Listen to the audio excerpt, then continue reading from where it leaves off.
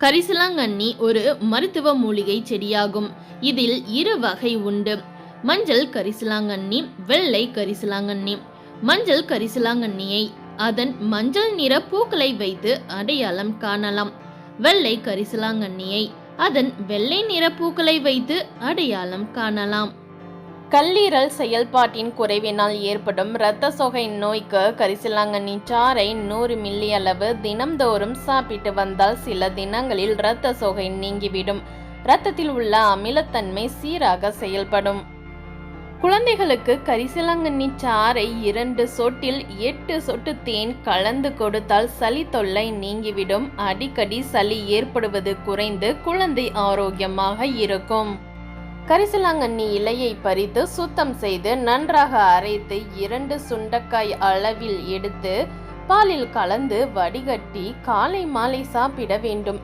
சிறுவர்களுக்கு 3 நாட்கள் கொடுத்தால் போதுமானது. பெரியவர்களுக்கு 7 நாட்கள் கொடுக்க வேண்டும். மருந்து சாப்பிடும் காலத்தில் உப்பில்லாத பத்தியம் இருக்க வேண்டும்.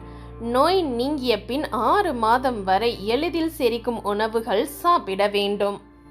சிறுநீரகம் பாதிப்படைந்து வெள்ளை வேட்டை நோய் ஏற்பட்டால் இந்நோய்க்கு கரிசலாங்கண்ணி தான் முதன்மையான மருந்தாகும். கரிசலாங்கண்ணி சூரணத்தை 4 மாதத்திற்கு ஒரு பாகம் திப்பிலி சூரணம் சேர்த்து காலை மாலை ஒரு தேக்கரண்டி தேனில் குழைத்து 1 மாத காலம் சாப்பிட்டு வந்தால் ஆஸ்துமாவின் தொல்லை குறையும். கரிசலாங்கண்ணி கரிசாலை, அரிப்பான், பொற்கொடி போன்ற பெயர்களால் வழங்கப்படுகிறது. கரிசலாங்கண்ணி கீரையில் தங்கச்சத்து, இரும்பு சத்து, வைட்டமின் ஏ அதிக அளவு உள்ளது.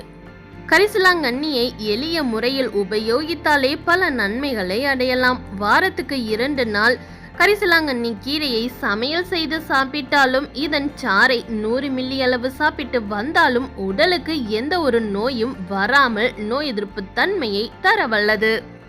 மஞ்சள் கரிசலாங்கண்ணி கீரையை பற்றி வடலூர் மகான் வள்ளலார் சுவாமிகள் மிக உயர்வாக கூறினார். உரைநடியாக அமைந்துள்ள இவரது 6ஆம் திருமுறையில் குறிப்பிடப்பட்டுள்ளது.